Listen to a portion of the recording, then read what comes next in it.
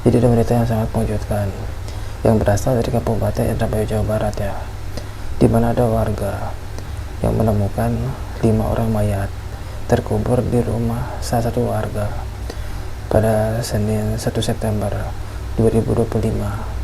Dan kelima mayat itu bernama Saroni berusia 75 tahun, Budi berusia 45 tahun. Nah, Budi ini tuh merupakan anak dari Saroni ya.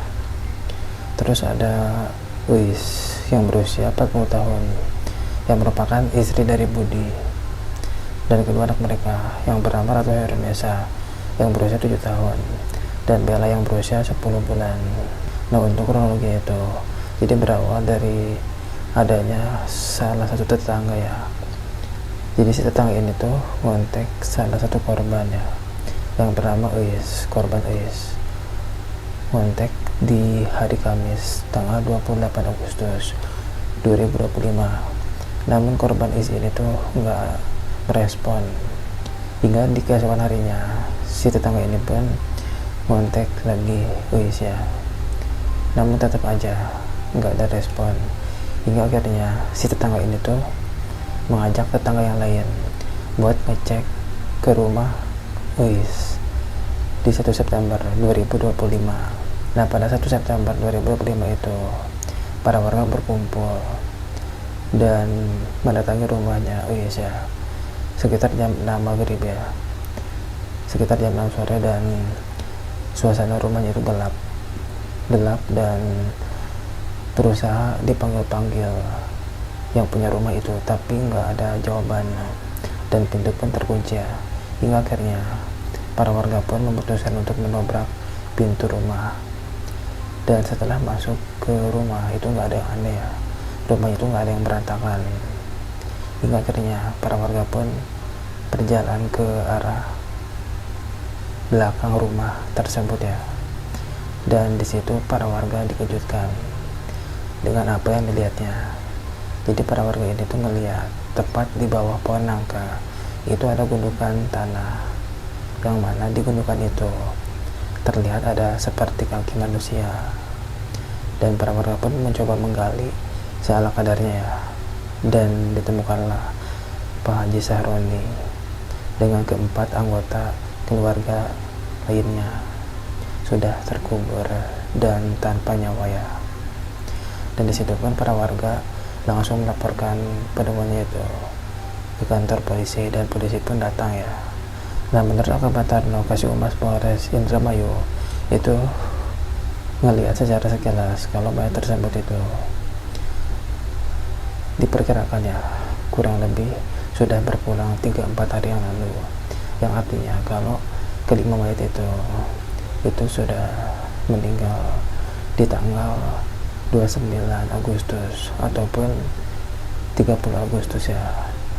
Nah, dugaan ini itu sinkron ya dengan keterangan dari tetangga yang sempat bertemu dengan salah satu korban, yaitu Pak Budi, di hari Jumatnya di tanggal 29 Agustus 2025, yang mana saat itu korban Pak Budi ini itu sedang membeli ayam bakar untuk menjamu tamunya di Tangerang.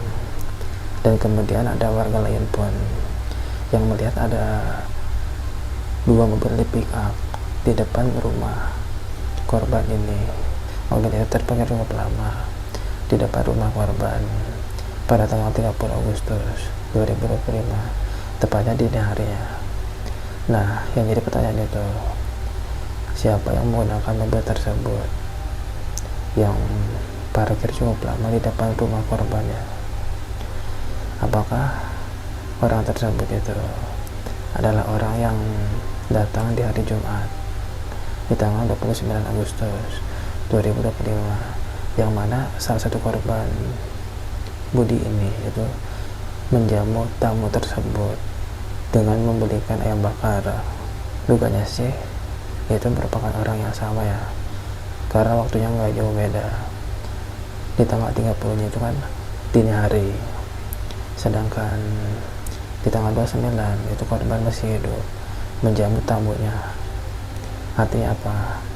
Artinya kalau di tanggal 30 itu dini hari itu kan antara jam 1 ke atas ya, itu dimana pergantian di tanggal 29 ke tanggal 30, yang artinya nggak jauh, jaraknya nggak jauh.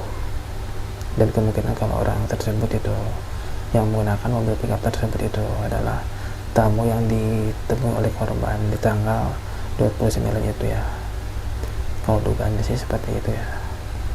Dan dugaan penyidik pun kalau korban ini tuh memang sudah dihabisi oleh para pelaku itu di tanggal 29 ya.